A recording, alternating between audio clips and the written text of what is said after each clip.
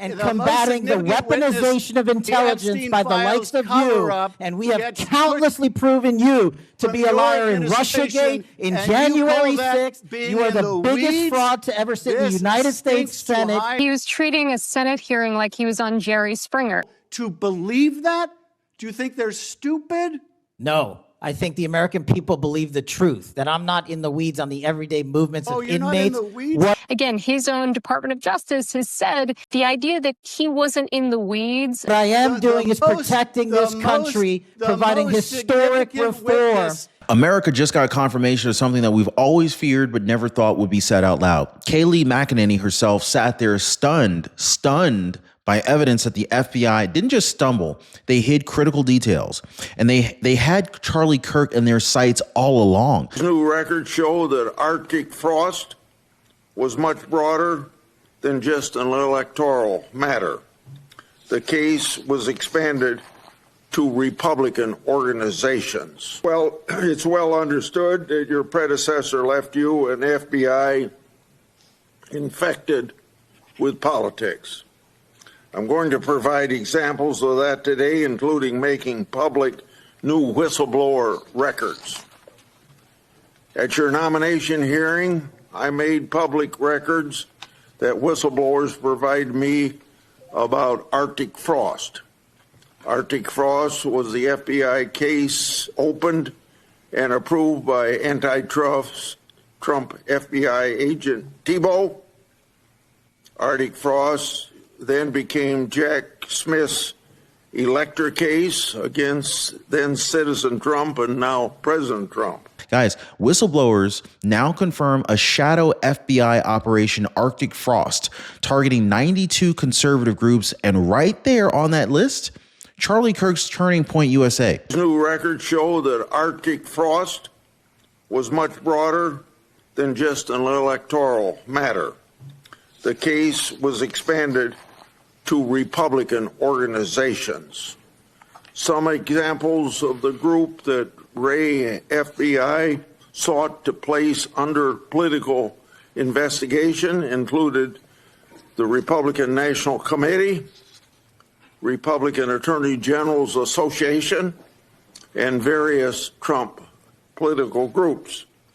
In total, 92 Republican targets, including 92 Republican groups and Republican-linked individuals, were placed under investigative scope of Arctic frost. On that political list was one of Charlie Kirk's groups, Turning Point USA. Then Charlie Kirk is gunned down, and suddenly the official story doesn't line up. Photos hidden from the FBI director for 12 hours, a press conference where Kash Patel looked like a deer in the headlights, and the media, ABC's calling the assassin's texts touching, CNN claiming no motive even after Robinson's own words say it all. I had enough of his hatred. Wow. Now today, guys, we're going to go ahead and expose everything, the cover-ups, the contradictions, the chilling possibility that a shadow faction inside of our own FBI was running an op that put Kirk and maybe even dozens of others directly in the crosshairs.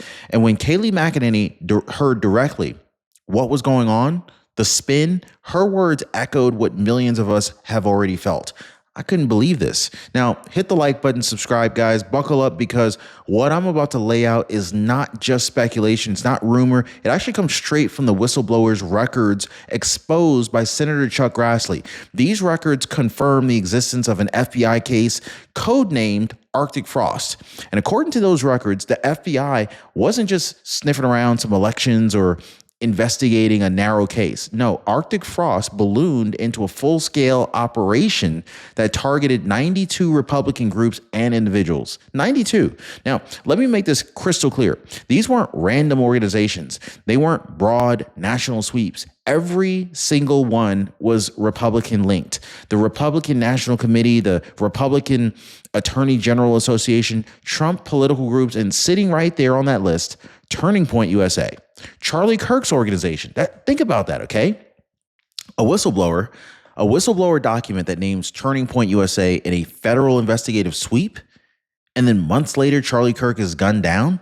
Now, you tell me, guys, is that a coincidence? Or are we staring at a roadmap a roadmap that shows us exactly how the Bureau's crosshairs were already trained on Kirk and his allies long before the first shot was ever fired. Oh, and then we got to get to the second piece. This is the one that really makes your hair stand up on the back of your neck. The text. According to the prosecutors, Tyler Robinson admitted what he was doing in writing, okay, to his roommate. He said, I've had enough of this. I've had enough of his hatred. That's what he said. That's motive in plain English. No media filter required. And so here's the kicker. The roommate, Lance Twiggs, was in some kind of a close personal relationship with Robinson. That detail got twisted in the headlines about love, about intimacy, as if that somehow softens the reality that a man admitted to cold blood murder. So the facts are here, guys. We have whistleblower records showing an FBI program that politically targeted conservatives, including Kirk's own organization, and we have prosecutors showing Robinson's own words explaining his motive. That's two hard facts that tie together in one chilling picture. Kirk was in the Bureau's files, and Kirk was in Robinson's sites. So I got to ask you guys, if you're watching the show right now, let me know where you're watching from. But why were there two facts, the FBI's target list and Robinson's written motive, downplayed? Why did they downplay that? Why did the public hear excuses instead of the full truth? Freedom in retirement means more than hobbies or travel. It means freedom from worry. But the wrong Medicare plan, it keeps you chained to stress and bills. This is exactly why I partnered with Chapter, folks. They give people the confidence to enjoy retirement without fearing about what their Medicare plan will or will not cover. Now, one of our viewers said to me, for the first time, I felt like my Medicare plan wasn't limiting me, it was protecting me. So let me ask you, are you ready for freedom? Or will you just stay stuck while most people move forward? Now, most people, they're already calling the phone number down below on your screen down there, or they're visiting askchapter.org/Ron. I left a link for you guys down below. The phone number is 909-563-8279. Now, here's where it gets even worse. Not because of what the killer said, but because of what the media chose to say about it. ABC's Matt Gutman, he went live and he called those text messages. He called them touching. Now think about that for a moment, okay? A confessed assassin admits in writing that he pulled the trigger because of hatred, and a national reporter looks at those same words and calls them touching. That's not journalism. That's moral rot. And it didn't stop there. Montel Williams took to the airwaves, and he insisted that this wasn't about politics at all. Anybody ever watch Montel Williams anymore? I didn't even realize that this guy was still on the air. But no, he said Tyler Robinson was just a love-torn child, a kid caught in his first relationship, emotionally stunned, defending his significant other. It's unbelievable. That's the narrative that he spun. Forget the texts, forget the prosecutors, forget the fact that a conservative leader was left for dead. No, to them, it was just a sad love story. It's sick, right? So Kayleigh McEnany's reaction summed up what millions of Americans felt. I could not believe this. And she was right, because how do you ever apply the words touching or love to cold-blooded murder? How do you rush to humanize the killer while ignoring the blood on the floor and the voice silenced forever? That's the double standard that we're living in. Sympathy for the assassin, spin for the networks, and nothing but contempt for the victim. But as bad as the media spin is, the story inside the FBI might actually be worse than that.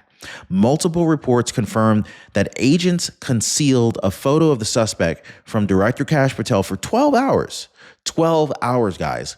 The head of the FBI left blind while evidence sat hidden. Why?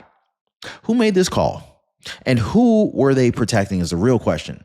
So when Kash Patel finally appeared at a press conference, he looked like a deer in the headlights. No answers, no authority, just confusion.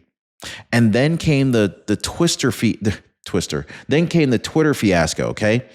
A post announcing the suspect was in custody only to retract it the next day. Chaos on the inside, chaos on the outside. And after that disaster, Kash Patel reportedly unloaded on a conference call with more than 200 FBI personnel, telling them he would no longer tolerate any more Mickey Mouse operations. But let me ask you guys, if the director himself can't trust his own agents not to hide evidence from him, then who's actually running the Bureau? Who's calling the shots there? Because it don't seem like it's Kash Patel. So this isn't just incompetence. This feels like sabotage, and sabotage from the inside is the most dangerous threat of all. Now, if you thought that the concealment fiasco was bad enough, the cracks inside the FBI are even deeper. Just hours before Kirk's shooting, Director Kash Patel was slapped with an explosive federal lawsuit. 3 former FBI leaders filed claims saying that they were purged because they refused to carry out political errands. That's the charge on paper. They're alleging Patel, working with Trump's allies, pushed them out for not falling in line. Now, whether those claims hold up in court is another question. But the fact remains the Bureau is eating itself alive. I mean, we got whistleblowers exposing shadow ops like Arctic Frost. We've got lawsuits alleging politically motivated purges. And we've got senior staff turning on their own director. That's not enforcement stability. That is a civil war inside the FBI. And so the FBI chief of Salt Lake City right before the Kirk shooting, okay? This is wild, right? So then came the Utah shakeup. Kash Patel fired the FBI chief of Salt Lake City right before Kirk's shooting. Critics are saying that the timing was suspicious. Supporters countered that her resume was inflated, that she was more focused on diversity ads than real police work. Whatever the truth is, the optics are radioactive. Firing a regional FBI head just before one of the most politically explosive assassinations in modern history, that's not a coincidence that you can just kind of sweep under the rug. Now, I want to shift to the media again, because while these prosecutors and Robinson's own mother confirmed his radical leftward turn, certain outlets pretended the motive didn't exist. CNN's Caitlin Collins, I know, a real shocker, right? She stood in front of the cameras and said, "We don't have a motive yet." Really? The man's own text message said, "I've had enough of his hatred." Prosecutors read it in open court. His mother said he became more political, more pro-LGBTQ, and more anti-conservative. That's not speculative. Those are facts that are presented by officials. And yet the press wanted to bury it. They wanted to stall. They wanted to buy time. Why? Because acknowledging the motive meant acknowledging that Charlie Kirk was targeted not just by a man with a gun, but by an ideology that's been coddled, protected, and accused by the very institutions meant to keep us safe. So here we are, guys, an FBI divided against itself, media outlets in open denial of documented facts, and a grieving conservative movement told to just sit down and shut up. That's not journalism. That is not justice. That is narrative control. So I want to go ahead and pull back the lens just for a second, because this isn't just about one operation, one shooting, or one bad press conference. This fits a pattern. Think back to Russiagate, fabricated dossiers, weaponized surveillance, and years of political warfare disguised as intelligence. Think about the FBI burying whistleblower reports that didn't fit the narrative. And now whistleblowers are saying Arctic Frost didn't just target Donald Trump, it targeted 92 Republican groups. 92. The pattern is crystal clear. The Bureau wasn't acting as neutral law enforcement. It was acting as a political weapon. That's where the phrase shadow FBI comes into play. Because what good is a director, any director, if rogue elements, sleeper cells, and holdovers are still pulling the levers in the dark? You know what I'm saying, guys? Like, who are these people loyal to? If they're not listening to Kash Patel, who are they listening to? Are they loyal to the United States? Or are they entrenched bureaucracy that's been fighting tooth and nail to protect its own power? Now, Senator Grassley warned about this openly.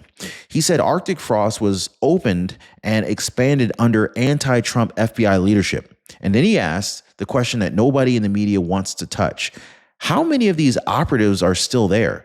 How many are still running their own agendas under the radar, waiting for their moment to strike? Now that brings us to today. President Donald J. Trump, the president of the United States, he was elected on the promise of cleaning house, draining the swamp, and ripping the mask off the corrupt machinery. And yet, even under his watch, we're watching deep state resistance play out in real time. Biden-era holdovers haven't disappeared. They've burrowed into agencies, slow-walking reforms, leaking to friendly journalists, and sabotaging from within. That's why we still see chaos inside the FBI. This is why we still see lawsuits and purges.